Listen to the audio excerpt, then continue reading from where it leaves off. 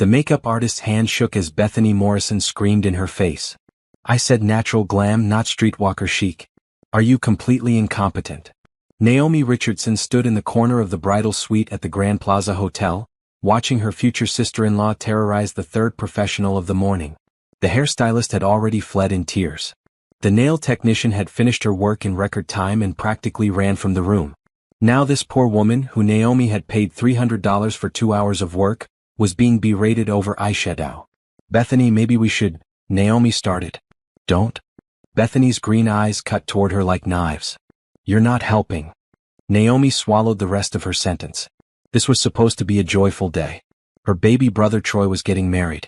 She'd spent the last 6 months planning every detail, writing check after check, making sure everything was perfect. The Grand Plaza had cost $35,000 just for the venue rental. The flowers were another $12,000. The dress Bethany wore cost $8,000, and that didn't include alterations. The catering bill alone was $22,000. $85,000 total. Naomi had paid every single cent. She watched Bethany examine herself in the full-length mirror, turning side to side in the ivory silk gown. The dress fit perfectly because Naomi had personally taken Bethany to 4 different boutiques until she found the one. The veil was custom-made in Paris. The shoes were Jimmy Choo. Everything was exactly what Bethany wanted. "Where's Troy?" one of Bethany's bridesmaids asked, scrolling through her phone. "With his groomsmen, obviously," Bethany snapped. "Probably drinking and acting like children." Naomi thought about her brother, about the gangly kid she'd raised after their parents died in a car accident 15 years ago. She'd been 23 years old, fresh out of college, working 2 jobs just to keep their small apartment. Troy had been only 13, angry and confused and grieving. Naomi had put her own life on hold to become his guardian, his parent, his everything.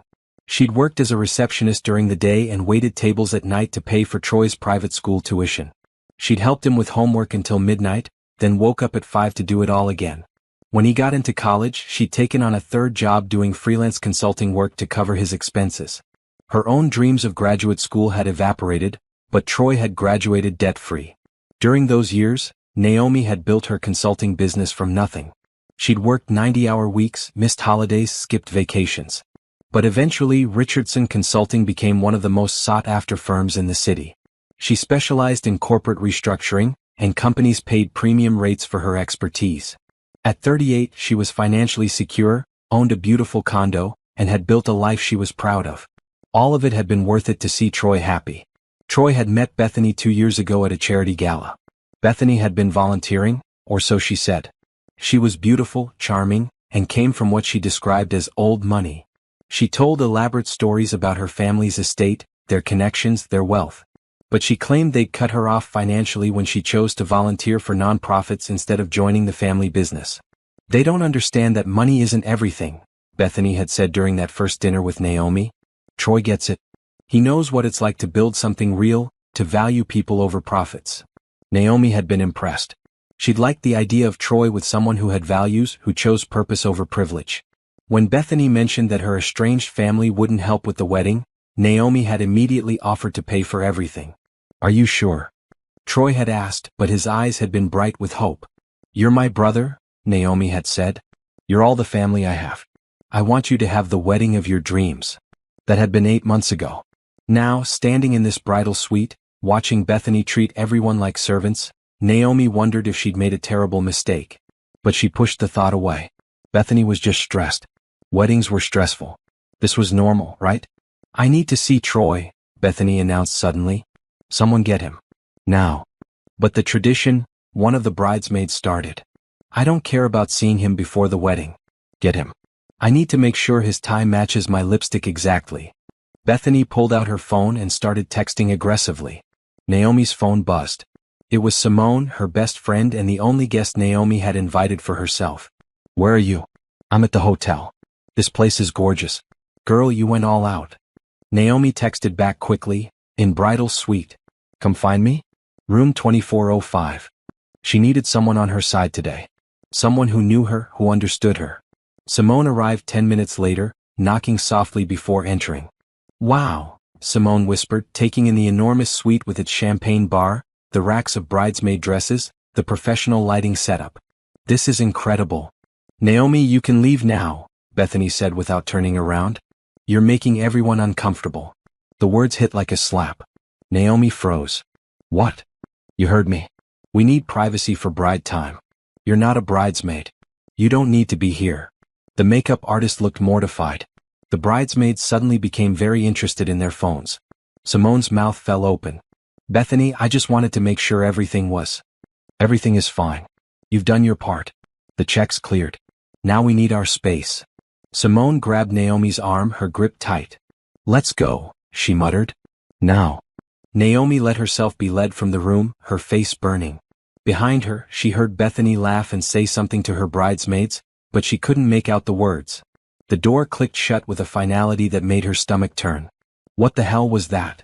Simone demanded as they walked down the hallway.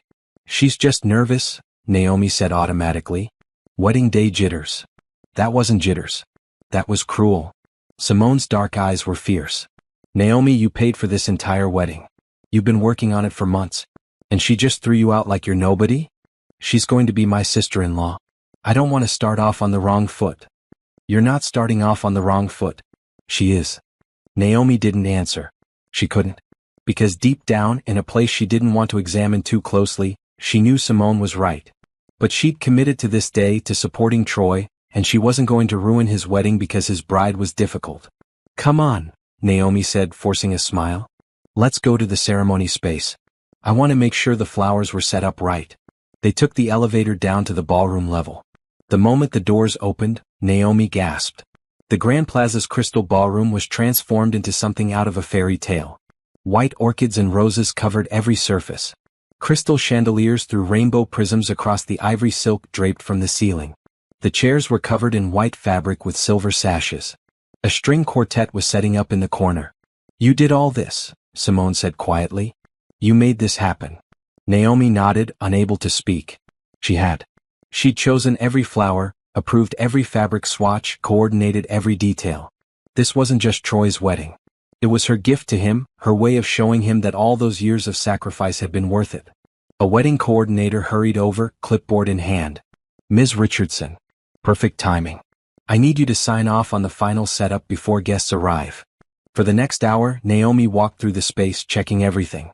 The place cards were arranged correctly. The cake, a 7-tier masterpiece covered in sugar flowers, was positioned perfectly. The bar was fully stocked with top-shelf liquor. The photo booth area was set up with props. Everything was exactly right. It's perfect, Naomi told the coordinator. Thank you for making it happen. Thank you for trusting us with such an important day, the woman replied warmly. Your brother is lucky to have a sister like you. If only that were true. 2 hours later, Naomi sat in the third row of the ceremony space, Simone beside her, watching guests fill the crystal ballroom. The string quartet played softly as people found their seats. Everyone was dressed beautifully, the women in cocktail dresses and the men in dark suits. Naomi had worn a deep blue dress, elegant but not attention-grabbing. She'd been careful not to outshine the bride. But something felt wrong. The front row on the groom's side, where family sat, was empty. Naomi had assumed she would sit there. She was Troy's only family. But when she tried to sit there earlier, a coordinator had gently redirected her. I'm sorry, those seats are reserved for immediate family, the woman had said. I am immediate family. I'm the groom's sister. The coordinator had looked confused, checking her clipboard. I don't have you listed for the front row. Oh, here you are. Third row, aisle seat. Naomi had been too stunned to argue. She'd let herself be led to the third row, feeling like a distant relative instead of the woman who'd raised the groom. Now, as the ceremony time approached, the front rows on both sides filled with people Naomi didn't recognize. On Bethany's side, an elegant woman in a cream Chanel suit sat in the front row, flanked by a distinguished-looking man in an expensive tuxedo. More people in designer clothes filled the rows behind them. Wait, Simone whispered. I thought Bethany's family cut her off? That they weren't coming to the wedding? Naomi stared at the well-dressed crowd. That's what she said. Girl, those people are wearing real diamonds. That man's watch is a Patek Philippe. Those aren't people who got cut off from anything. Before Naomi could respond, the music changed. The wedding party began their procession. Troy's groomsmen walked down the aisle first, men Naomi had met only once or twice during wedding planning. Then came Bethany's bridesmaids, 6 women in champagne-colored silk dresses that had cost $400 each. Naomi had paid for those too. Finally, Troy appeared at the end of the aisle with the officiant. Naomi's breath caught. Her baby brother looked so grown up in his tuxedo, his face lit with anticipation. For a moment, all her doubts disappeared. This was Troy's happy day. That's all that mattered. But Troy's eyes swept over the crowd and stopped on the front row of Bethany's side. He smiled and nodded at the elegant couple. He didn't even glance at where Naomi sat. The music swelled and everyone stood. Bethany appeared at the back of the ballroom on her father's arm, the same father who'd supposedly disowned her. She looked stunning in her $8,000 dress, her veil flowing behind her like a cloud. As Bethany walked down the aisle, Naomi found herself calculating costs. The dress, the veil, the bridesmaids' dresses, the flowers they carried, the rose petals scattered on the white runner. Thousands of dollars of details, all paid for by Naomi's hard work. The ceremony was beautiful. The officiant spoke about love and commitment and partnership. Troy and Bethany exchanged vows they'd written themselves, promising to support each other through everything. When they kissed, everyone applauded. Naomi clapped along with everyone else, but her hands felt numb. After the ceremony, guests moved to the cocktail hour in an adjacent room. The space was decorated with high-top tables, each one covered in white linen and topped with arrangements of white roses. Servers circulated with trays of champagne and elaborate appetizers. Crab cakes, beef tenderloin on crostini, shrimp cocktail. The open bar was 3 deep with guests. Naomi made her way through the crowd trying to find Troy. She wanted to congratulate him, to hug him, to share this moment. But he was surrounded by Bethany's family, being introduced around like a prize. Naomi, over here. Simone waved from near the bar. Naomi joined her, accepting a glass of champagne. This is the fanciest thing I've ever been to, Simone said. How much did this cost? Don't ask. That much? Girl. Simone sipped her champagne. But seriously, why were you in the 3rd row? And why is Bethany's supposedly estranged family here looking like they own the place? I don't know. Maybe they reconciled recently? Right before the wedding? Convenient. Simone's expression was skeptical. And Troy didn't mention it to you? We haven't talked much lately. He's been busy with wedding stuff. That was an understatement. For the past 2 months, Troy had barely returned Naomi's calls. When they did talk, it was only about wedding logistics. Were the deposits paid? Was the timeline confirmed? Had she sent the final headcount to the caterer? He never asked how she was doing or what was happening in her life. Let's get some food, Simone suggested. Those crab cakes look amazing. They were working their way toward the appetizer table when Naomi heard a voice behind her. Insisted on paying for everything to feel important. Naomi turned. 3 women stood near a cocktail table, drinks in hand. One of them was the elegant woman who'd sat in the front row on Bethany's side. Her mother, Naomi assumed. I mean, it's rather sad, the woman continued, not seeing Naomi just a few feet away. Troy told us his sister has no life of her own. All she does is work. I suppose throwing money at his wedding gives her some sense of purpose. The other women made sympathetic noises. Bethany said she's been completely overbearing about every detail. Calling constantly, micromanaging everything. They had to set boundaries. Well, you can't buy your way into a family, one of the other women said. No matter how much money you spend. Simone had heard it too. Her hand clamped on Naomi's arm like a vice. Walk away, she hissed. Right now. But Naomi couldn't move. She stood frozen as Bethany's mother laughed, a light, cruel sound that carried over the cocktail chatter. The charity case sister. That's what my husband calls her. We're just grateful Troy has us now. A real family. Something inside Naomi cracked. Not broke, cracked. Like a windshield hit by a stone. Still intact but damaged, waiting for the right pressure to shatter completely. Come on. Simone pulled her toward the exit. We're going outside. Now. They ended up on a terrace overlooking the city. The sun was setting, painting the sky in shades of orange and pink. It should have been beautiful, but Naomi couldn't see anything except those women's faces, couldn't hear anything except that laughter. Breathe, Simone commanded. Deep breaths. They called me the charity case sister. They're terrible people. Troy told them I have no life. That I'm overbearing. Naomi's voice broke. I raised him. I gave up everything for him. And this is what he says about me. He's an ungrateful little, Simone bit off the rest of the sentence. Look, people change. Sometimes not for the better. But you don't have to stay here and take this.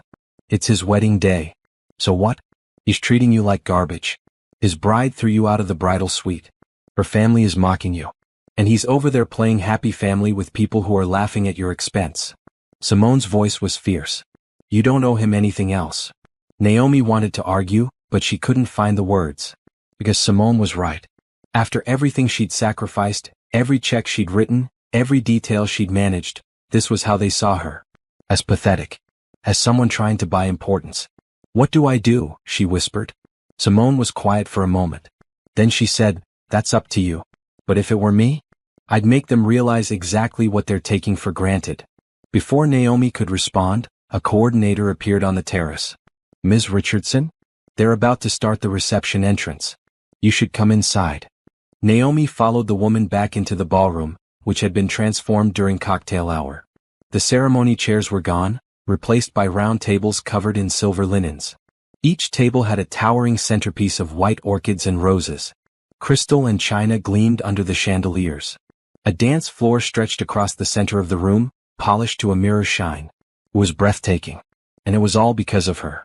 The DJ's voice boomed across the sound system.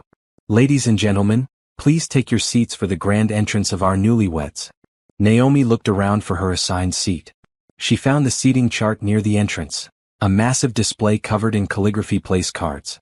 She scanned the names looking for hers. Table 12. All the way in the back corner, farthest from the head table. She found the table and stared at the place card with her name. She was seated with people she didn't recognize, distant cousins Troy had met maybe twice in his life. The family table, right near the dance floor, was full of Bethany's relatives.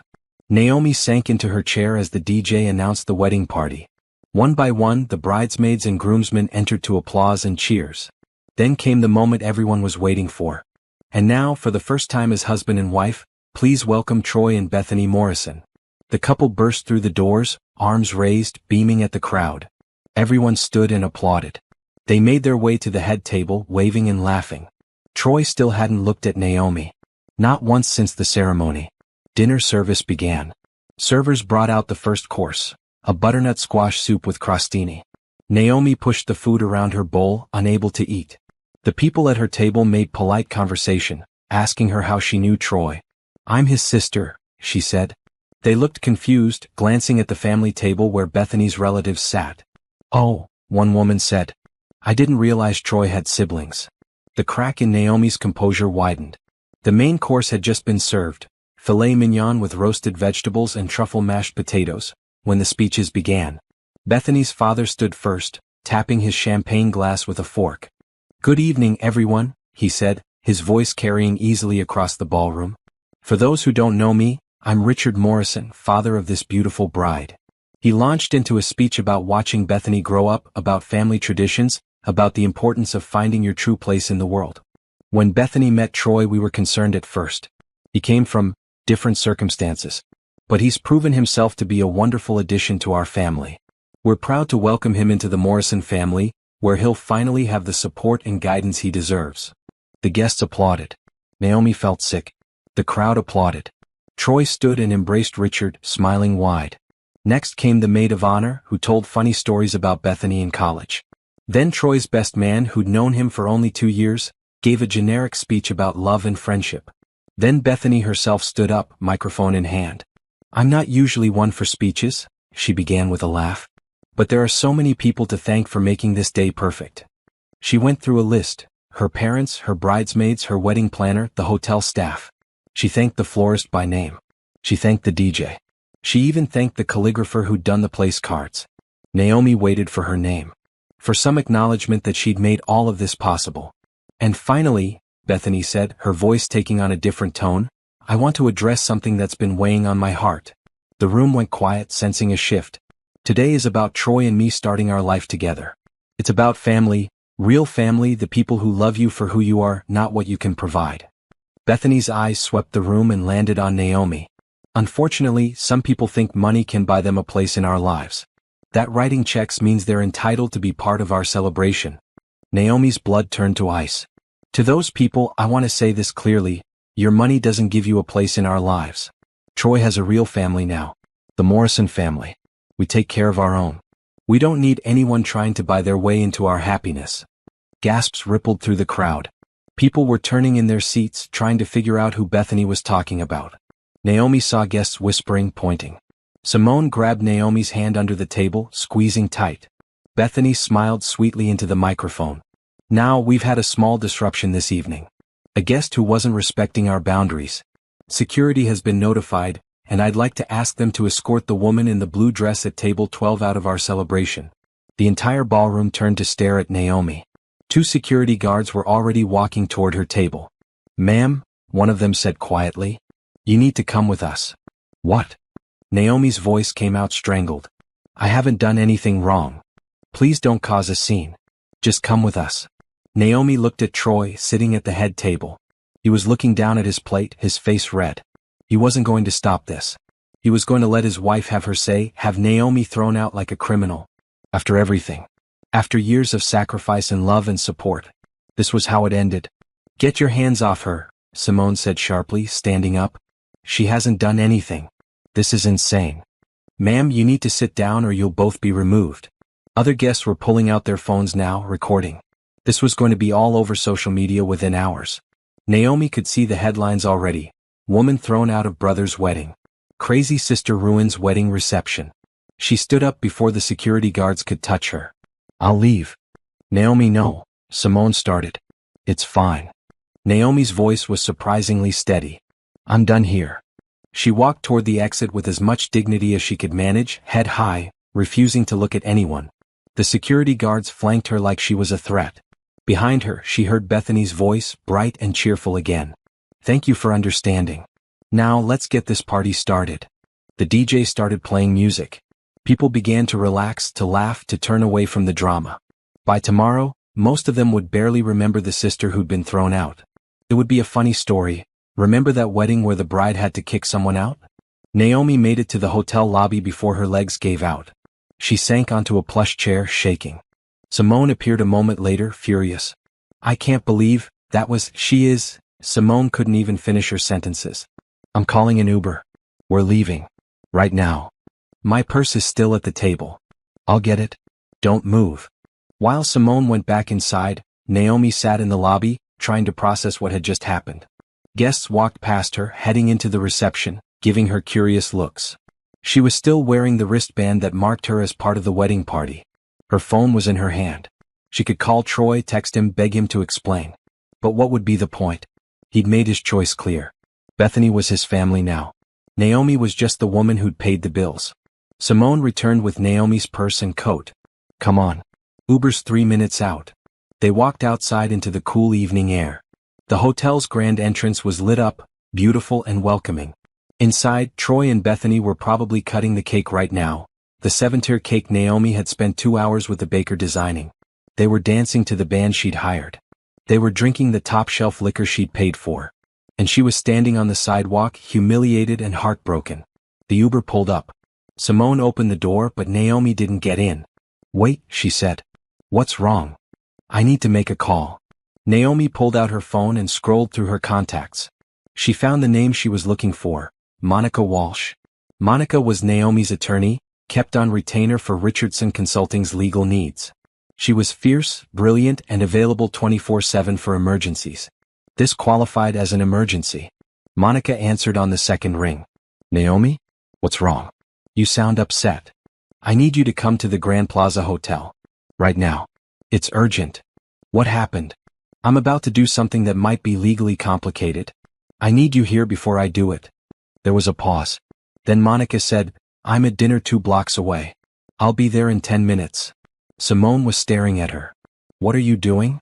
Naomi looked back at the hotel, at the lit windows where her brother's reception was happening. Where people were enjoying themselves on her dime while laughing at her expense. I'm done being treated like I don't matter, she said quietly. Every contract for that wedding is in my name. Every payment came from my accounts. And I'm about to remind them exactly what that means. Simone's eyes widened. Then a slow smile spread across her face. Oh hell yes. Monica Walsh arrived in 12 minutes, still wearing the dress she'd had on for dinner, her heels clicking sharply on the hotel's marble floor. She was a petite black woman in her 40s with sharp eyes and an even sharper legal mind. She carried a leather bag that Naomi knew contained a laptop and a portable printer. Talk, Monica said, steering them toward the hotel's business center. Naomi explained everything as they walked. The months of planning, the $85,000, Bethany's behavior, Troy's silence, the humiliation at dinner, being thrown out by security. Monica listened without interrupting, her expression growing darker with each detail.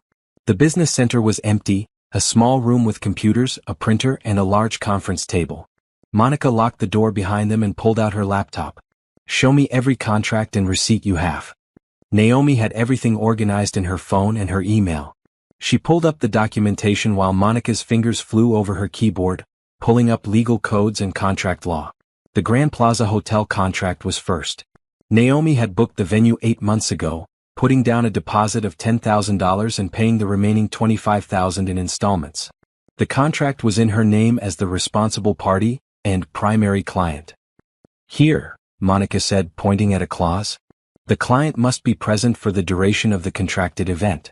If the client is removed or leaves before the event concludes, the venue is no longer obligated to provide services." "What does that mean?" "It means that when they threw you out, they violated their own contract. You can legally terminate the agreement immediately." Monica's smile was sharp. "What's next?"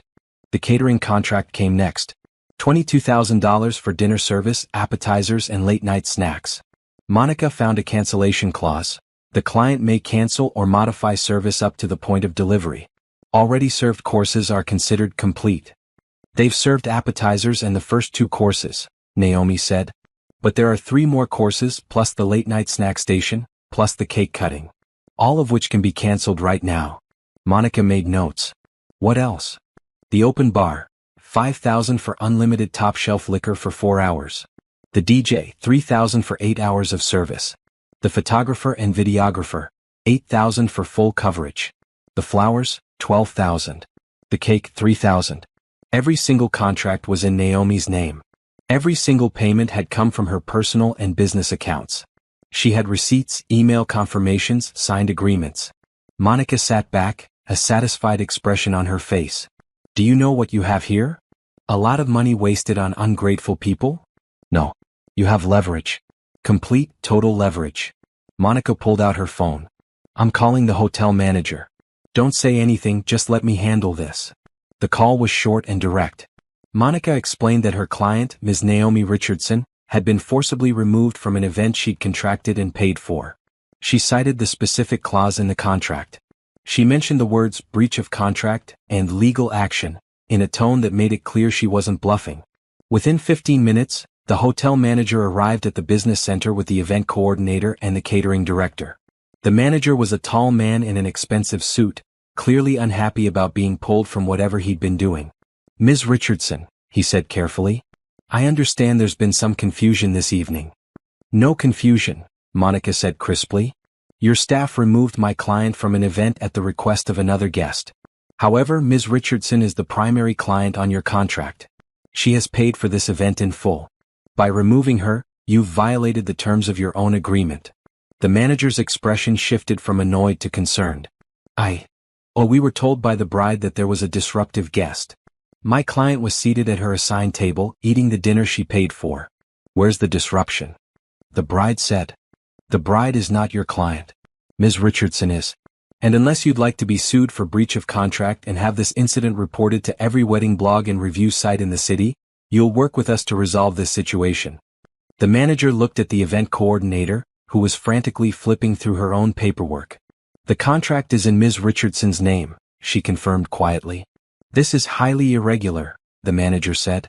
"What's irregular is throwing out the person who paid for the event," Monica countered. "Now Ms. Richardson has the legal right to cancel the remainder of the services she's contracted. All of them. Immediately." The catering director paled. "But we have 3 more courses to serve, plus dessert, plus the cake cutting." "Not anymore. Unless you'd like to explain to the other guests why the service stopped, I'd recommend you start packing up the food that hasn't been served yet."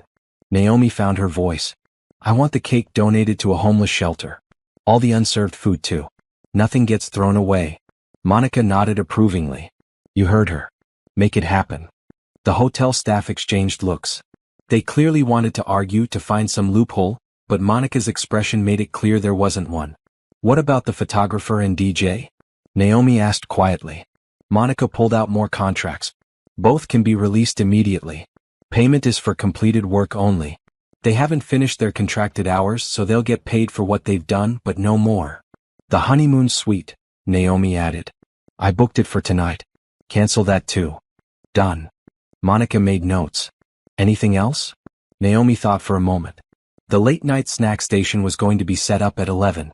Don't set it up. The open bar runs until midnight. Close it at 10. This will cause a scene, the event coordinator said nervously. The guests will notice. Let them notice, Naomi said. She was done being quiet, done being invisible. And make sure everyone knows exactly why the services are being terminated. Monica smiled. I think we're done here. Unless you gentlemen have any questions? The hotel manager looked like he wanted to argue, but Monica's reputation preceded her. She'd sued companies for millions over contract disputes. He knew better than to push. Well, I handle it, he said stiffly. Excellent. We'll be returning to the reception to make an announcement. I trust your staff will not attempt to remove my client again. No, ma'am. Monica packed up her laptop and stood. Then let's go make this interesting. Simone, who'd been sitting quietly in the corner, finally spoke. This is the most badass thing I've ever witnessed. Naomi's hands were shaking, but not from fear. From anger, yes. From hurt, definitely. But also from something else. Something that felt almost like freedom. The reception was in full swing when Naomi walked back through the doors. The main course had been cleared and guests were mingling, laughing, waiting for dessert service. The DJ was playing upbeat music. People were on the dance floor. Nobody noticed Naomi at first. She walked calmly to the DJ booth, Monica right beside her, and spoke quietly to the DJ. I need the microphone. Sorry, the bride said no open mic. Monica pulled out a business card. I'm Ms. Richardson's attorney. Unless you'd like to be named in a lawsuit, give her the microphone. The music stopped. The sudden silence was deafening. Naomi took the microphone, her heart pounding so hard she could hear it in her ears. She walked to the center of the dance floor. Every eye in the ballroom turned to her. At the head table, Bethany stood up, her face furious. What are you doing? Security. Security won't be removing me again, Naomi said into the microphone, her voice steady and clear. Because I'm the one who paid for this wedding. Murmurs rippled through the crowd. My name is Naomi Richardson. I'm Troy's sister. His only family. The woman who raised him after our parents died. The woman who worked 3 jobs to put him through college. The woman who paid for every single thing you're enjoying tonight. She saw Troy's face go white. The venue you're sitting in? I paid $35,000 for it. The food you just ate? $22,000. The flowers decorating this room? $12,000. That dress Bethany is wearing? $8,000. The open bar you've been enjoying? $5,000. The DJ playing your music? $3,000. The photographer capturing your memories? $8,000. The silence was complete now. People were pulling out their phones but not to record, to calculate. $85,000, Naomi said. That's what this wedding cost. Every penny came from my bank account. From my work. From my business that I built while raising my brother. And about 2 hours ago, the bride decided that I was a disruption. She had security throw me out of the reception. The reception I paid for. Bethany started toward Naomi, but Richard grabbed her arm, his face pale. So here's what's going to happen now, Naomi continued. I've just exercised my legal rights as the primary client on every contract for this event. The catering has been canceled. There will be no dessert, no late-night snacks, and no cake cutting. The open bar is closing in 30 minutes instead of at midnight. The DJ will be packing up after this announcement.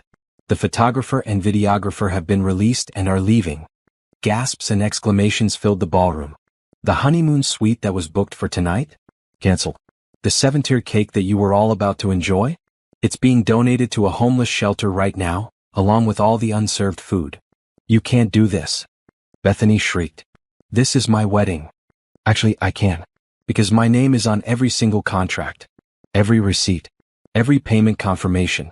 You wanted me out of your celebration? Fine. But I'm taking my money's worth with me. Naomi looked directly at Troy, who was still sitting at the head table, frozen. You let her throw me out. You watched security escort me away. You didn't say a word. After everything I've done for you, every sacrifice I made, you chose her family over me. So now you get to explain to all these people why your wedding is ending early. She handed the microphone back to the DJ and walked toward the exit, Monica and Simone flanking her. Behind her, chaos erupted. Guests were shouting questions. Bethany was screaming. The hotel staff was trying to calm everyone down. And Troy was finally standing up, finally moving, but it was too late. Naomi walked through the lobby and out into the cool night air. Her phone was already buzzing with notifications. Texts, calls, social media alerts. The guests were posting everything in real time. That was, Simone started. Necessary, Monica finished firmly. They violated every courtesy, every boundary, and every ounce of your kindness. They deserved exactly what they got. Naomi's hands wouldn't stop shaking. Did I just ruin my brother's wedding? No, Monica said. They ruined it themselves. You just stopped paying for it. A car screeched to a stop at the curb. Troy jumped out, still in his tuxedo, his face desperate. Naomi, wait. Please just wait. Naomi turned to face him. You can't do this, Troy said, his voice breaking. All these people, the vendors, we can't just. You should have thought about that before you let your wife humiliate me in front of 200 guests. She didn't mean it. She was just nervous. She called me pathetic. Her mother called me a charity case. They laughed about how I have no life. And you sat there and said nothing. Naomi's voice shook. I raised you, Troy. I gave up my 20s to make sure you had a future. And this is how you repay me? By letting them treat me like garbage? I know, and I'm sorry. But please, Naomi, you're embarrassing us. I'm embarrassing you? The words came out sharp and painful. Not the other way around? These people, Bethany's family, they're important. They have connections. I need them too.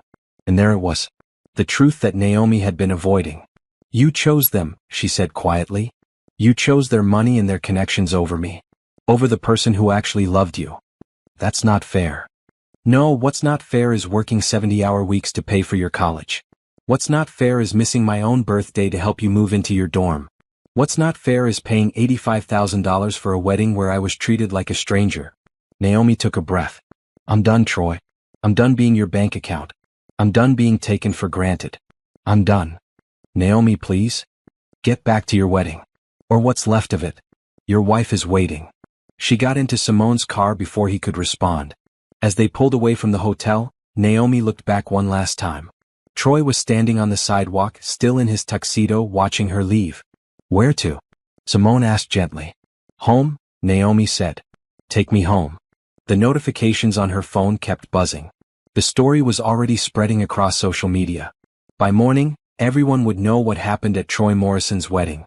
But for the first time in years, Naomi didn't care what anyone else thought. She was finally free.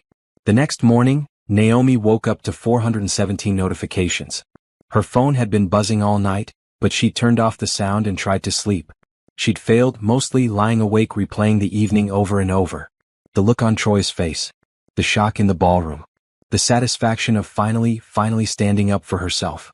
Now, in the harsh light of morning, she scrolled through the messages. There were texts from Troy, dozens of them, starting angry and becoming increasingly desperate. There were calls from numbers she didn't recognize. There were friend requests from people she'd never met. And there were the social media posts. Someone had filmed her announcement and posted it everywhere. The video had been shared thousands of times. The comments were split. Some people called her petty, while others praised her for standing up for herself. Hashtags were trending. Hashtag wedding revenge, hashtag sister of the year, hashtag karma is coming. Naomi put her phone face down on her nightstand and stared at her ceiling. What had she done? Her doorbell rang at 8 in the morning. Naomi pulled on her robe and checked the peephole. Troy stood outside, still wearing his tuxedo pants and a wrinkled white shirt. He looked like he hadn't slept. She almost didn't open the door. Almost. We need to talk, Troy said the moment she opened it. Do we?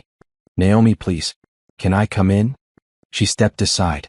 Troy walked past her into the condo's living room, a space she'd decorated with care, modern furniture, art from local galleries, floor-to-ceiling windows overlooking the city. Evidence of the life she'd built while he was busy pretending she didn't exist. Troy stood in the middle of the room, his hands shaking. For a moment, he looked like the scared 13-year-old who'd come to live with her after their parents' funeral. Then he spoke. Do you have any idea what you've done? His voice was tight, controlled. Angry. The guests left.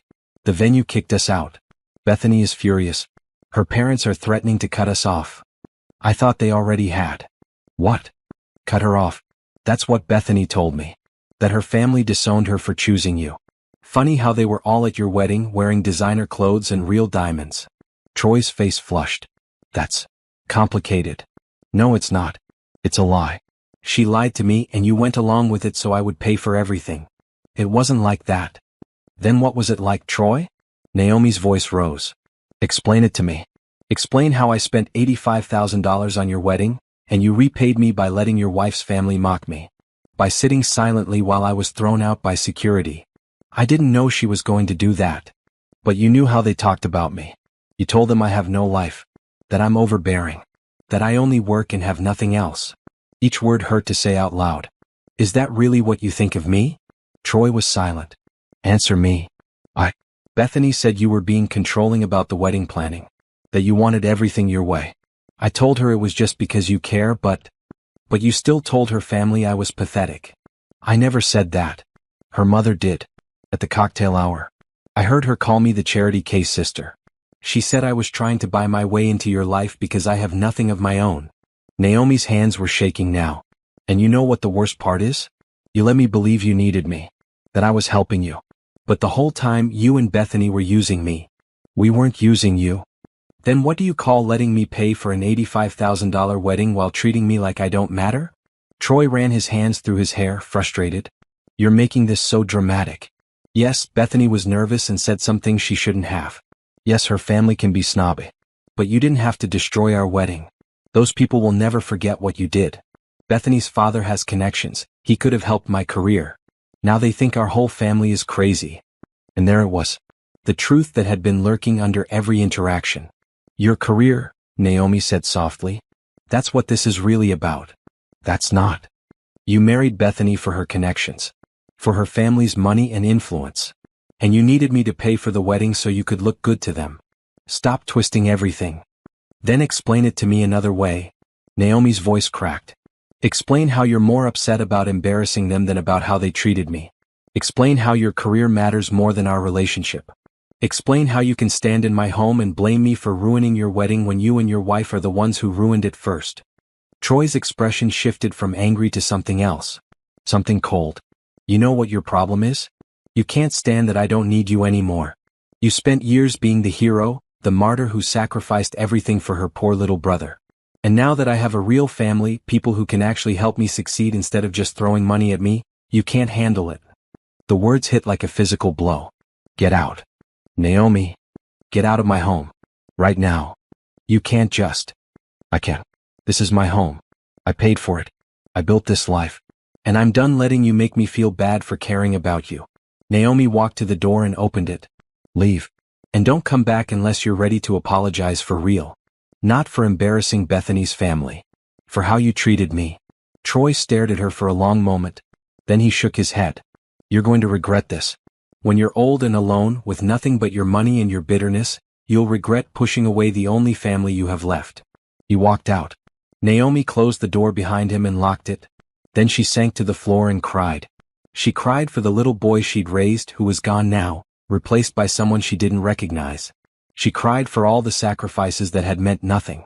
She cried for the family she'd thought they were, which had never really existed. And she cried for herself, for the years she'd spent believing that love and generosity would be enough. Her phone rang. It was Simone. Hey, Naomi said, her voice thick with tears. I'm coming over. Don't argue. I'm bringing breakfast and coffee and we're going to figure this out. There's nothing to figure out. Naomi, honey, there's a lot to figure out. Starting with the fact that your brother's wedding disaster is going viral and 3 news outlets have called me asking for your comment. What? The video of you canceling the wedding has been viewed over 1 million times. People are obsessed with this story. You're trending on Twitter. There are think pieces being written about wedding entitlement and family obligations.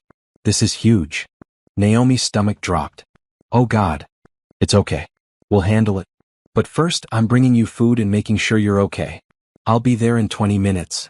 After Simone hung up, Naomi forced herself to check social media again. The video was everywhere. People had found Bethany's social media accounts and were leaving comments. They'd found the wedding registry. Someone had even identified the Grand Plaza Hotel and left them reviews about their handling of the situation. The story had taken on a life of its own. Naomi read through some of the comments.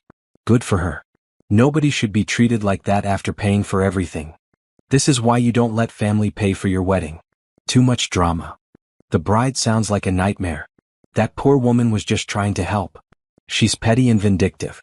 Who ruins their brother's wedding? The brother ruined it himself by not defending his sister. I can't believe she spent $85,000 on someone else's wedding. That's insane. Actually, $85,000 is pretty average for a wedding these days. The comments went on and on, strangers debating her life and her choices. It felt surreal and invasive and overwhelming. But buried in the notifications was an email from someone named Dennis Crawford. The subject line read, regarding Bethany Morrison's family background. Naomi almost deleted it as spam. But something made her open it. Ms. Richardson. My name is Dennis Crawford. I'm a private investigator specializing in background checks and financial investigations. I saw the news about your brother's wedding and something about the bride's story didn't sit right with me. The claim that her family cut her off, followed by their obvious wealth at the wedding, raised some red flags. I did some preliminary research, completely above board and legal, I assure you. What I found might interest you. If you'd like to know more about the Morrison family and their financial situation, please call me. I understand if you'd rather move on from this situation. But in my experience, people who lie about being cut off from family money usually have interesting reasons for doing so. Best regards, Dennis Crawford. The email included a phone number and professional credentials. Naomi stared at the message. Part of her wanted to delete it and move on. What did it matter now? Troy had made his choice. The wedding was over. She needed to focus on rebuilding her life, not digging into Bethany's lies. But another part of her, the part that had spent 15 years protecting Troy, that had worked 3 jobs and built a business and sacrificed her own dreams, wanted to know the truth. When Simone arrived with bagels and coffee, Naomi showed her the email.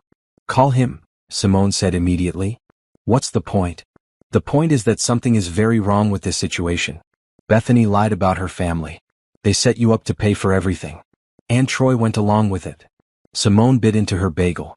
Don't you want to know why? Maybe I'm better off not knowing. Or maybe you need to know the whole truth before you can really move on. Simone pulled out her phone. I'm looking this guy up. Dennis Crawford. He's legit, licensed private investigator, good reviews, specializes in premarital background checks and fraud investigation. This feels like I'm being vindictive. No, vindictive would be posting Bethany's phone number online. This is called protecting yourself and getting answers. Simone handed Naomi her phone. Call him. Just hear what he has to say. Naomi took the phone and dialed before she could change her mind.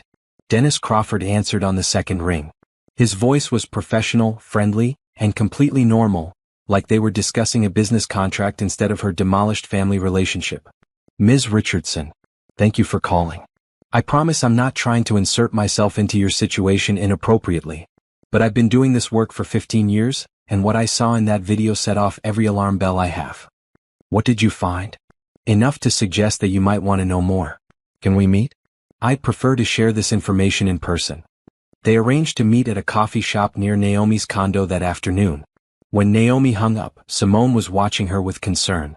Are you sure you want to go down this road? No, Naomi admitted. But I think I need to anyway. Dennis Crawford looked exactly like someone who'd been a private investigator for 15 years.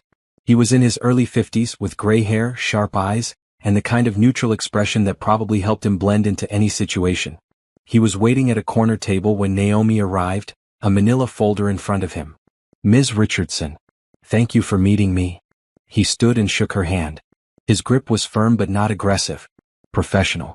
Naomi sat down, her coffee going cold in her hands. Before we start, I need to know, how did you find all this information? Is it legal? Completely legal. Public records, social media, corporate filings, property records. I didn't hack anything or break any laws. I'm licensed and bonded, and I wouldn't risk my reputation on illegal methods. Dennis opened the folder. Everything I'm about to tell you can be verified independently. Okay. Let's start with the basic lie. Bethany Morrison's family never cut her off. In fact, they've been financially supporting her for years. Dennis spread out several documents. Bank records, credit card statements, property deeds, all blurred to hide specific account numbers but clear enough to show the patterns. Richard and Patricia Morrison are worth approximately $42 million. Old money from real estate and investments. They're not just wealthy, They're the kind of wealthy that buys silence and influence. Dennis pointed to a highlighted section. Bethany has a trust fund that pays her $60,000 a year. It never stopped. Not once. But she said. I know what she said.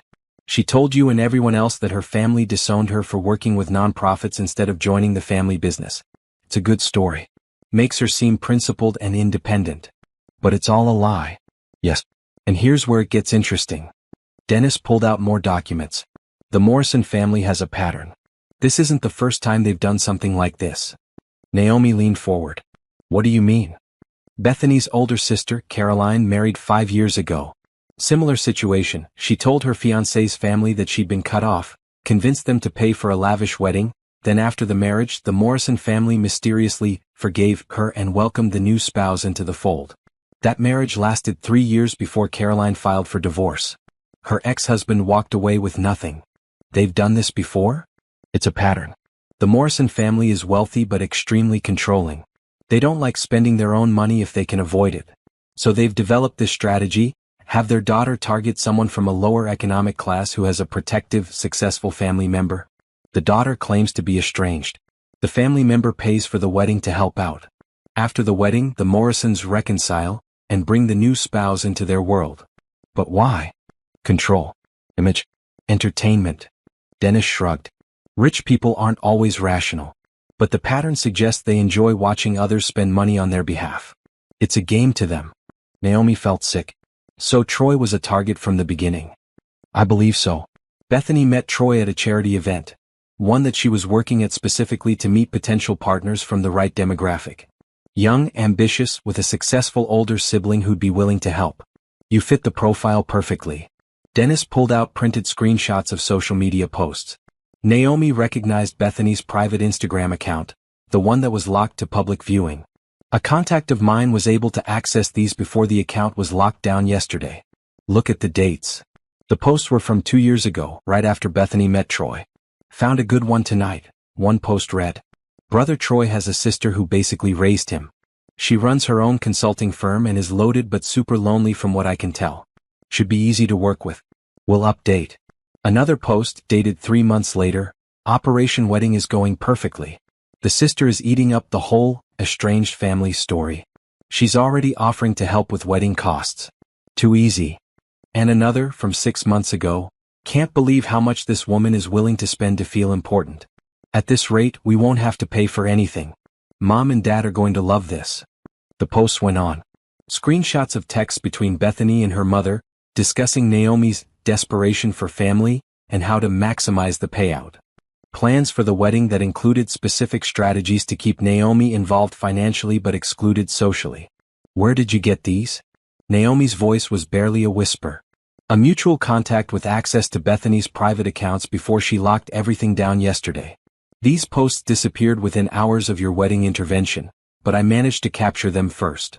Dennis looked at her with something like sympathy. I'm sorry. I know this is hard to see. Troy knew. He had to have known. I have evidence suggesting he was aware, yes. Dennis pulled out more screenshots. Text messages between Troy and Bethany. Troy, are you sure your family will come through after the wedding? Naomi's spending a fortune. Bethany, don't worry. Once we're married, my parents will do the whole reconciliation thing and you'll have all the connections you need. Your sister gets to feel like a hero, you get access to my family's network. Everyone wins. Troy, I feel bad sometimes. She's done so much for me. Bethany, she's doing what she wants to do. Nobody's forcing her. Besides, she has the money. We're giving her a purpose. He used me, Naomi said. The words felt hollow. My own brother used me. I'm afraid so. And based on the communications I found, the plan was to gradually distance you after the wedding. Make you feel less welcome, less needed, until you naturally pulled away. Then Troy would be fully integrated into the Morrison family network and wouldn't need your financial support anymore. Dennis closed the folder. The question now is, what do you want to do with this information? Naomi stared at the documents spread across the table. Evidence of a calculated con. Of manipulation and betrayal by the person she'd sacrificed everything for. I want them to face consequences, she said quietly. Real consequences. Not just social media drama. Real accountability. Dennis nodded. Then I'd recommend you speak with your attorney. What they did might constitute fraud. The misrepresentation of Bethany's financial situation, the coordinated deception, the specific targeting, it could be actionable. Monica, Naomi said, pulling out her phone. Her name is Monica Walsh. Can you send her all of this? Absolutely. And Ms. Richardson?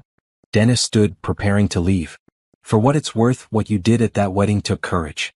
A lot of people would have just suffered in silence. You stood up for yourself. That matters. After Dennis left, Naomi sat in the coffee shop for another hour trying to process everything. Her phone kept buzzing with notifications. More social media comments, more news articles, more messages from people she hadn't heard from in years. Everyone wanted a piece of the story. But now she knew the real story. And it was so much worse than she'd imagined. Monica Walsh sat across from Naomi in her law office, reading through Dennis Crawford's investigation folder for the second time. Her expression had progressed from interested to angry to absolutely delighted. This is fraud, Monica said finally. Clear, documented fraud. Are you sure? Bethany and Troy deliberately misrepresented her financial situation to induce you to pay for their wedding. They had a plan documented in their own words to manipulate you.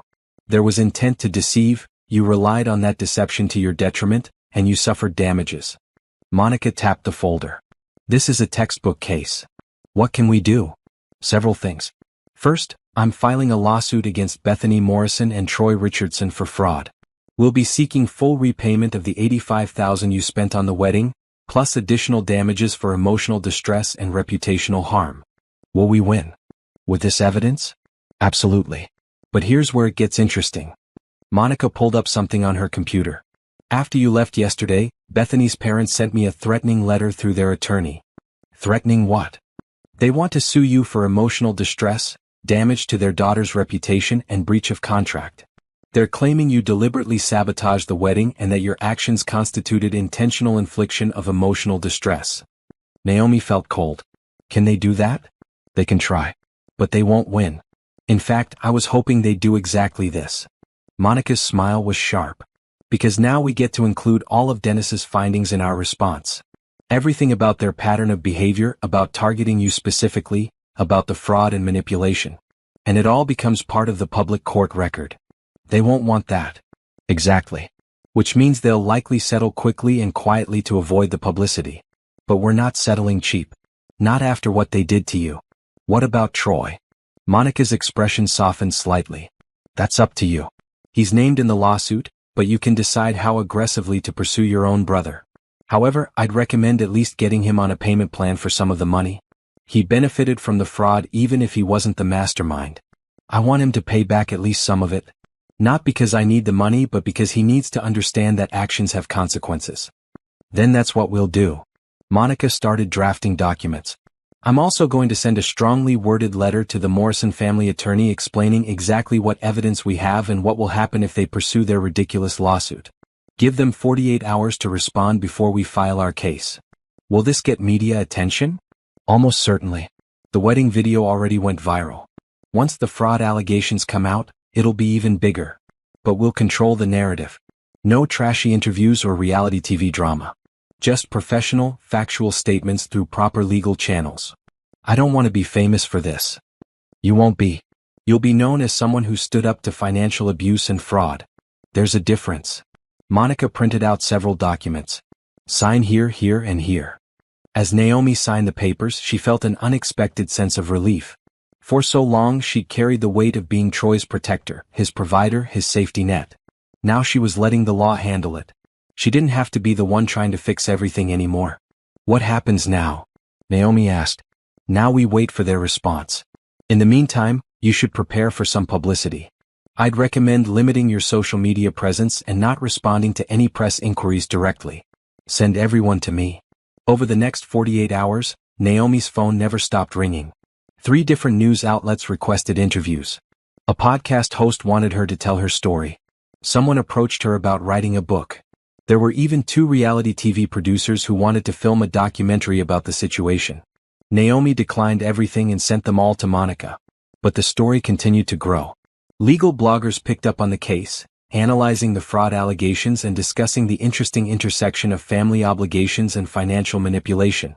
One article titled, "When Wedding Generosity Becomes Exploitation," Got over 1 million views. Troy called 17 times. Naomi didn't answer. Bethany's family sent increasingly threatening letters through their attorney, but Monica responded with calm, devastating rebuttals that cited specific evidence of fraud. Then, 47 hours after Monica's original deadline, the Morrison family attorney called requesting a meeting. They want to settle, Monica told Naomi over the phone. They do not want this going to court. They do not want the evidence made public. And they're willing to pay to make it go away. How much? They're offering $75,000 to drop the case and sign a non-disclosure agreement. That's not enough. I agree. I told them $100,000, no NDA, and a public apology. What did they say? They're considering it. But they'll come back with something acceptable. Trust me. The final settlement came through 3 days later. $90,000 paid to Naomi, with $60,000 coming from the Morrison family and $30,000 to be paid by Troy in installments over 3 years.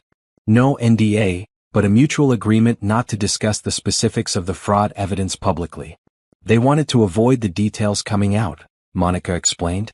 Which means the broad strokes are still public knowledge, but the specific screenshots and messages remain private. I think it's a good deal. What about the apology? They'll release a statement through their attorney acknowledging that misunderstandings occurred and that they're grateful for an amicable resolution. It's corporate speak, but it's something. Naomi signed the settlement agreement, and just like that, the legal case was over. But the aftermath was just beginning. 3 months passed. The story gradually faded from social media, replaced by newer scandals and dramas. The legal settlement had been reported in the news, but without the specific details of the fraud, public interest waned. People moved on to the next viral moment, the next controversy. Naomi, meanwhile, was building something new. The money from the settlement sat in a separate account, untouched. Naomi couldn't bring herself to use it for anything personal. It felt tainted, a reminder of betrayal and manipulation. But she also couldn't just ignore it. She was having coffee with Simone when the idea came to her. You know what I keep thinking about? Naomi said, staring into her cup. When Bethany had me thrown out of that wedding, the worst part wasn't the humiliation. It was the feeling of having no one. Like I was completely alone in the world. You're not alone. You have me. I know. But I spent 15 years believing Troy was my family. When I lost him, it felt like I had nothing. Naomi set down her cup.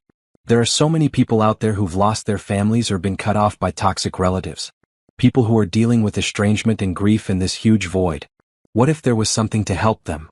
Like a support group? More than that. A whole organization. Resources for people dealing with family estrangement.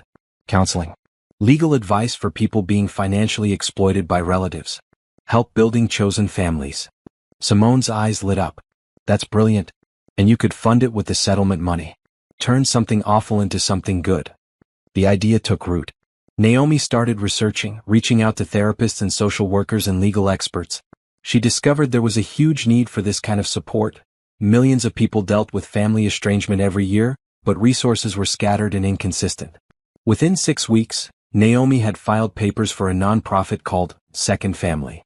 The mission was clear: provide support, resources, and community for people who'd lost or left their families of origin and were building chosen families instead. The settlement money became the seed funding. Naomi used it to rent a small office space, hire 2 part-time staff members, and set up a website with resources and information.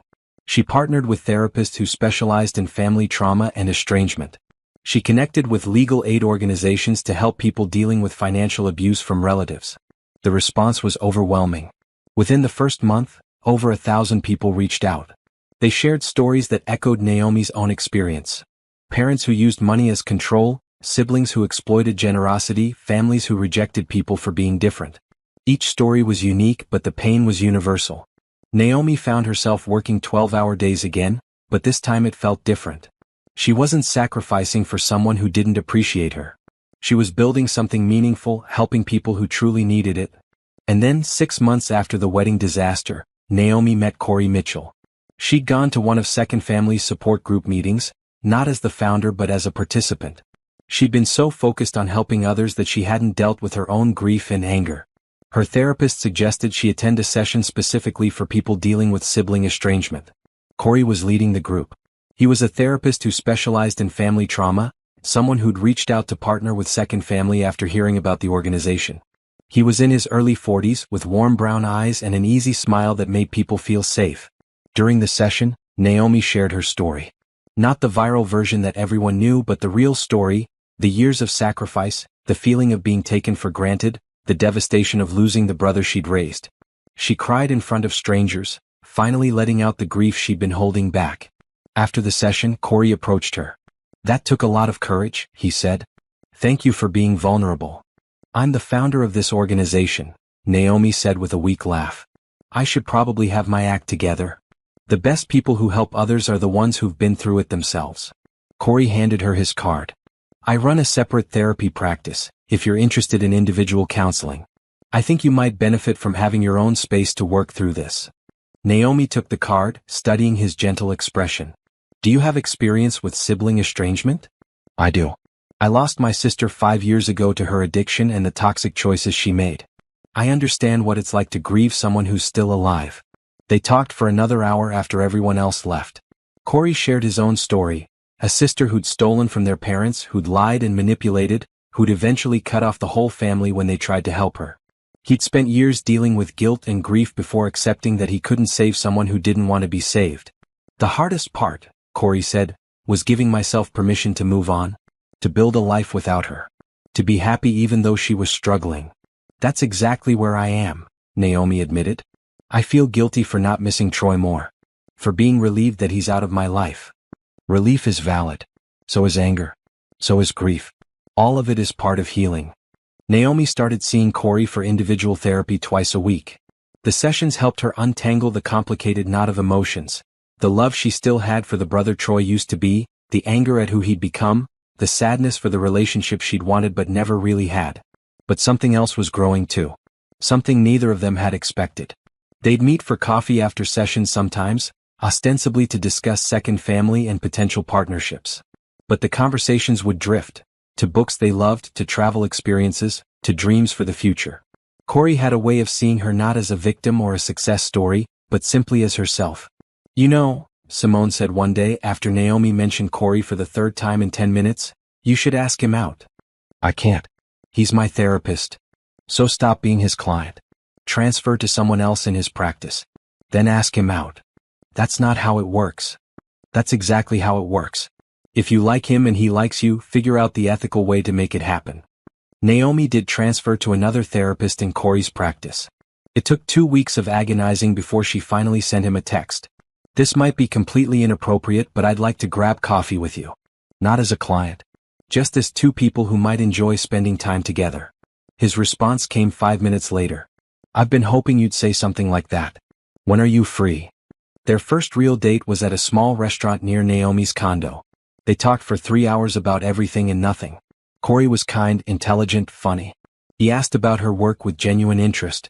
He shared his own passions: trail running, photography, terrible reality TV that he watched ironically.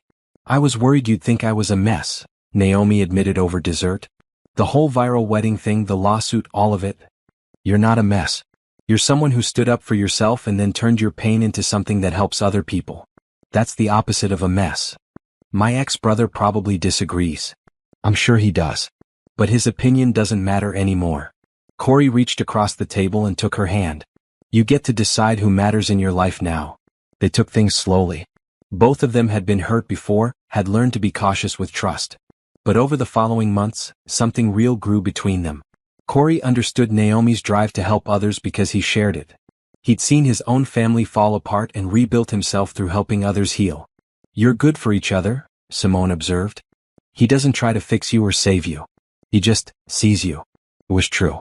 With Corey, Naomi didn't have to be the strong one all the time. She could be tired, angry, sad, confused. She could be messy and imperfect. And he stayed anyway, not because he needed something from her, but because he genuinely wanted to be there. Richardson Consulting was thriving too. The publicity from the wedding case, while initially uncomfortable, had brought in high-profile clients who appreciated Naomi's backbone and her refusal to be taken advantage of. Companies wanted someone who wouldn't back down when facing difficult situations. Her reputation shifted from just successful consultant to the woman who stood her ground. Naomi's schedule was full, but it was a good kind of full. Second Family was helping hundreds of people. Her business was growing. She had Corey, Simone, and a growing circle of friends who valued her for who she was, not what she could provide. She hadn't spoken to Troy since the settlement. He'd sent a few emails trying to explain himself, to justify his choices, but Naomi hadn't responded. According to Monica, he was making his payment plan installments on time, which suggested he'd found work. She didn't ask for details. That part of her life was closed. 1 year after the wedding disaster, Second Family held its first annual gala. The event was at a boutique hotel, much smaller and more intimate than the Grand Plaza. The room was filled with people whose lives had been touched by the organization. Estranged parents who'd found community, adult children who'd escaped toxic families, siblings who'd chosen each other after losing their blood relatives.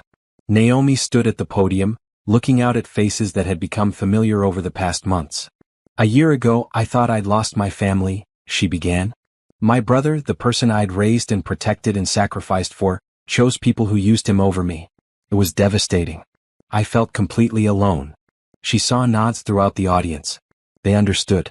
But then something happened. "I realized that family isn't just about blood. It's about respect. About loyalty. About showing up for each other not because you have to, but because you want to." Naomi smiled. "I lost one family. But I found another. All of you. This community of people who understand what it means to build something new from the ashes of something broken." The applause was warm and genuine. After her speech, Corey found her near the drinks table. "That was beautiful," he said, wrapping an arm around her waist. "I meant every word." "I know you did. That's why it was beautiful." Simone appeared with champagne glasses. "A toast," she announced. "To Naomi, who turned the worst day of her life into something that's changed hundreds of lives for the better." They clinked glasses, and Naomi felt something she hadn't felt in years: genuine happiness. Not the exhausted satisfaction of accomplishing something difficult, but the simple joy of being exactly where she was supposed to be, with people who genuinely cared about her. Her phone buzzed. It was an email from someone she didn't recognize, but the subject line caught her attention: "Thank you from the other side." Curious, she opened it. "Ms. Richardson. My name is Veronica Chin. You don't know me, but I know your story. Last year, I was estranged from my entire family after they disowned me for being gay. I was suicidal, alone, convinced I'd never have a family again. Then I found Second Family. Through your organization, I connected with other LGBTQ+ folks who'd lost their birth families. I found therapy. I found community. I found hope. I wanted you to know that what you built from your pain saved my life. Literally. I'm now thriving with a chosen family that loves me completely. Thank you for turning your hurt into help. Thank you for showing me that family is about choice, not chance. With gratitude, Veronica." Naomi read the email twice, tears streaming down her face. "Everything okay?" Corey asked, concerned. She showed him the email. He read it and pulled her close. "This is what it's all about," he said softly. "This is why everything you went through mattered." Naomi nodded, unable to speak. Because he was right.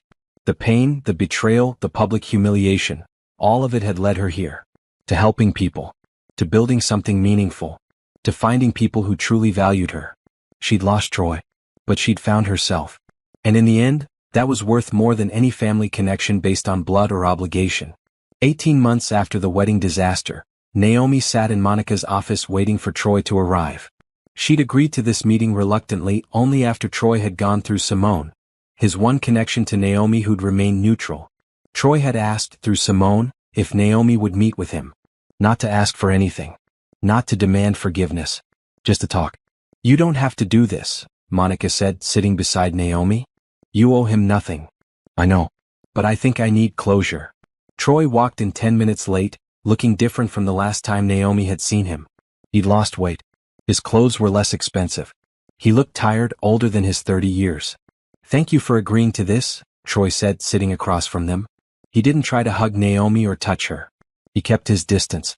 "You have 15 minutes, Monica said flatly. "Say what you need to say." Troy took a breath. "I want to apologize. A real apology, not the fake ones I sent before. What I did was wrong. What Bethany and I did together was worse. We used you. We manipulated you. We took advantage of your love and generosity, and then we humiliated you when you'd given us everything." Naomi waited.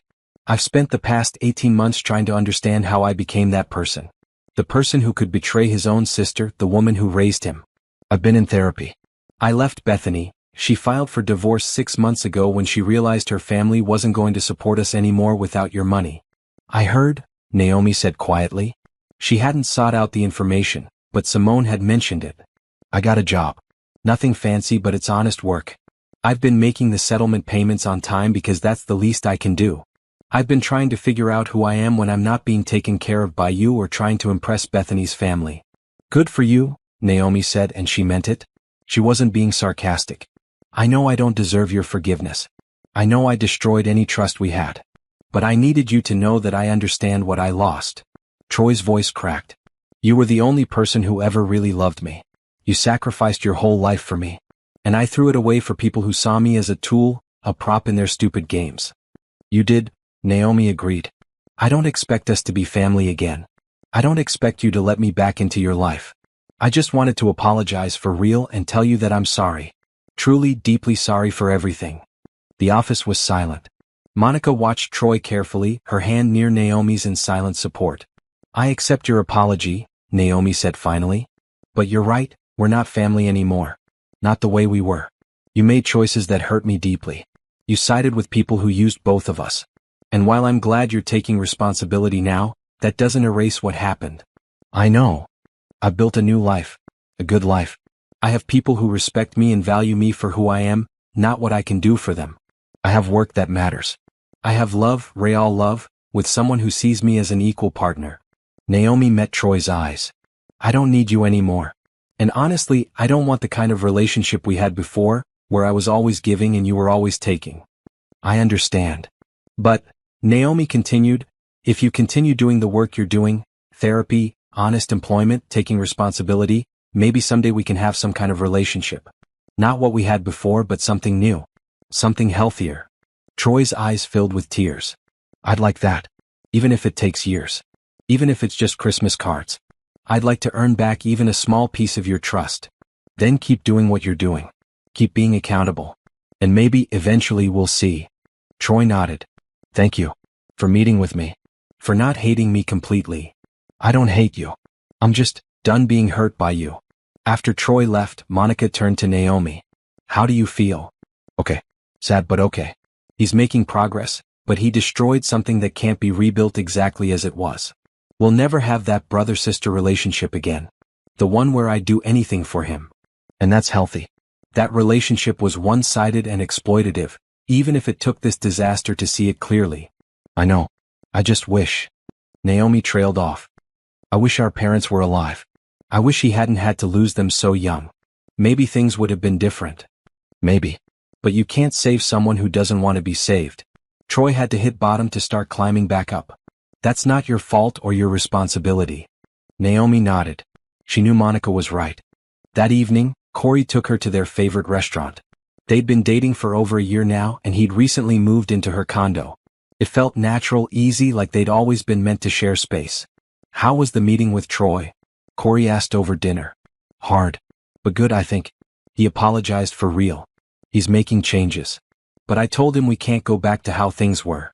How do you feel about that? Relieved, actually. I spent so many years being his safety net. It's nice to know that part of my life is over. Corey reached across the table and took her hand. I'm proud of you. For setting boundaries. For protecting yourself. I learned from a good therapist, Naomi said with a smile. Nah, you had it in you all along. You just needed to believe you deserved to be treated well. They talked about Second Family's expansion plans. They were opening a second location in a neighboring state. They discussed Corey's practice and the new group therapy program he was developing. They made plans for a vacation to Hawaii that summer. It was normal. Easy. Happy. When they got home, Corey pulled out a small box from his jacket pocket. Naomi's breath caught. What is this? Before you panic, it's not what you think. Not yet, anyway. Corey opened the box to reveal a simple silver bracelet. I saw this and thought of you. It has a compass charm, because you help people find their way when they're lost. Naomi felt tears spring to her eyes as Corey fastened the bracelet around her wrist. Thank you, she whispered. For seeing me. For being patient. For being here. Where else would I be? Corey kissed her forehead. You're it for me, Naomi. I know we're taking things slow, but I want you to know. I'm in this for the long haul. Me too. 6 months later, Second Family celebrated its second anniversary with a gala twice the size of the first. The organization had helped over 700 people, provided thousands of hours of counseling, and connected hundreds of people with chosen families. Naomi gave her speech, then introduced the evening's special guest, a woman named Lisa who'd found Second Family after being disowned by her family for leaving their strict religious community. Lisa now ran a successful bakery and had built a chosen family of friends who supported her unconditionally. Before Second Family, I thought being alone was my punishment for leaving my birth family, Lisa told the crowd. But Naomi taught me that being alone and being free from toxic people are two different things. She taught me that I deserve love without conditions.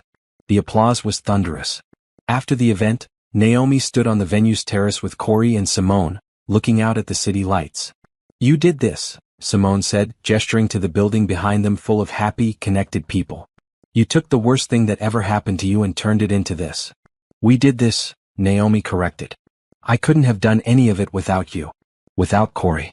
Without Monica and Dennis and everyone who believed in this vision."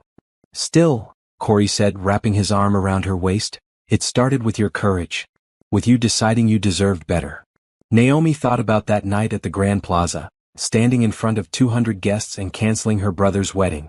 At the time it had felt impulsive, vindictive, maybe even wrong. But it had also been the first time in her adult life that she'd put her own well-being first. That one act of self-respect had changed everything. Her phone buzzed. It was an email from Richardson Consulting, a new client wanting to hire her for a major corporate restructuring project. The company had specifically requested her because, as they put it, "We need someone who won't back down when things get difficult." "Work?" Corey asked. "Yeah. Big new client. Are you going to take it?" "Probably. But not tonight. Tonight, I'm exactly where I want to be." And she was. Surrounded by people she loved, building work that mattered, living a life she'd created on her own terms. No more sacrificing herself for people who didn't value her. No more accepting scraps of affection and calling it family. She'd lost Troy. She'd lost the idea of family she'd held onto for so long. But she'd found something better, herself. Corey kissed her temple. "What are you thinking about?" "How far I've come. How different my life is now." "Better?" "So much better." The city stretched out before them, full of lights and possibilities. Somewhere out there, Troy was living his own life, hopefully learning and growing. Somewhere, Bethany was dealing with the consequences of her choices. And somewhere, there were more people like Naomi, hurt, betrayed, but ready to build something new. Naomi touched the compass bracelet on her wrist. She'd spent so many years trying to be Troy's compass, his guide, his North Star. But in the end, she'd needed to find her own direction. And she had. "Ready to head home?" Corey asked. "Yeah," Naomi said, taking his hand. "Let's go home." They walked back inside together, past the crowds of people who were laughing and connecting, past the photos on the walls of Second Family members who'd rebuilt their lives, past all the evidence of hope and healing. Naomi had started this journey humiliated and heartbroken on a sidewalk outside the Grand Plaza Hotel. She'd ended it successful, loved, and surrounded by people who truly valued her. She'd learned that family wasn't about blood or obligation. It was about respect, reciprocity, and genuine care. It was about showing up for each other not out of duty but out of love. Troy would always be her brother by blood. But her real family, Simone, Corey, Monica, and all the people she'd connected with through Second Family, that family was chosen. And it was real. As they drove home that night, Corey's hand warm in hers, Naomi realized she was truly happy. Not the fleeting happiness of a good day, but the deep contentment of a life well lived. She'd canceled a wedding and gained a life. And she wouldn't change a thing.